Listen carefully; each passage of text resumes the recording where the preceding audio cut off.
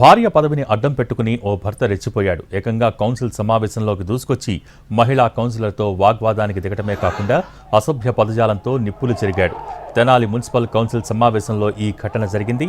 Council సమావేశంలో జగనన్న కాలనీలో ఇళ్ల నిర్మాణంలో 10 కోట్ల అవినీతి జరిగిందని టీడీపీ కౌన్సిలర్లు ఆరోపించారు. దీనిపై చర్చ జరగాలని పట్టుబట్టారు. ఇదే సమయంలో మున్సిపల్ చైర్మన్ రాధిక భర్త రమేష్ కౌన్సిల్ హాల్లోకి దూసుకొచ్చాడు. టీడీపీ కౌన్సిలర్స్తో వాగ్వాదానికి దిగారు. అజెండాలో లేని అంశంపై ఎలా చర్చిస్తారని నిప్పులు చెరిగారు.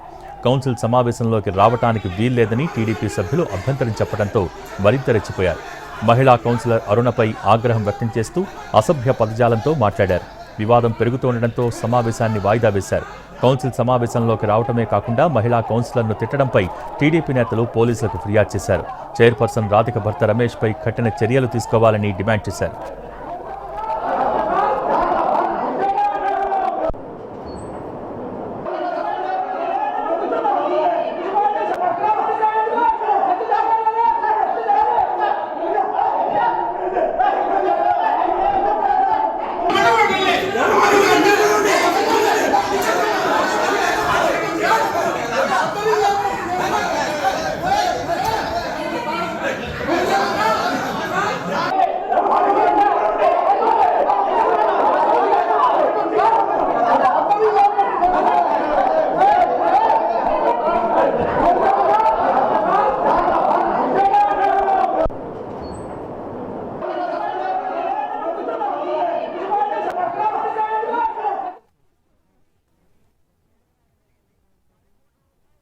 సొమ్ము ఏమైపోయిందని చెప్పి మేము కౌన్సిల్ హాల్లో అడుగుతుంటే దాని మీద చర్చ అని పక్కదో పట్టించాలని చెప్పేసి చైర్మన్ గారు భర్త అయినటువంటి తాడిపోయిన రమేష్ గారు కౌన్సిల్ హాల్కి అసలు ఆ రకంగా రాకూడదు, వచ్చేసేసి వాడు అనేక రకాల దుర్భాషలాడి మీకు చెప్పేదేంటి, మీకు చేసేదేంటి, మీరు అడగాల్సిన అవసరం లేదు, ఏదైనా మా ఇష్టం, మేము ఏ రకంగా చేసుకుంటాం, మాకు బలం ఉంది, మేము ఏం చేసినా చెల్లుబాటు అయిద్దని చెప్పేసి తాడిపోయిన రమేష్ గారు మా కౌన్సిలర్ అయినటువంటి అరుణ్ గారి మీద, బ్రహ్మేశ్వరరావు గారి మీద, ఇద్దరి మీదకి వచ్చి నానా బండబూతులు తిట్టి మీదకి రావడం జరిగింది.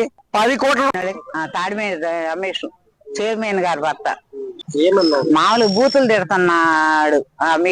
మీరేంటి ఇదే మేము అంతకుముందు మేము చెప్పాల్సింది ఏముంది అని ఆ మాట అనుకున్న ఇంకా బూతులు తిడతా మాట్లాడుతున్నాడు.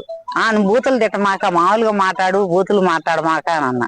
అనే కొంచెం కూడా ఎరకుండాను ఏంటి నువ్వు చెప్పేది, నువ్వు చేసేది ఏంటి అని చెప్పారని మాకు ఆడవాళ్ళన్న ఉన్నత జ్ఞానం కూడా లేకుండా లేడీస్ మీద అట్లా తిట్టడం ఇది కరెక్ట్ కాదు.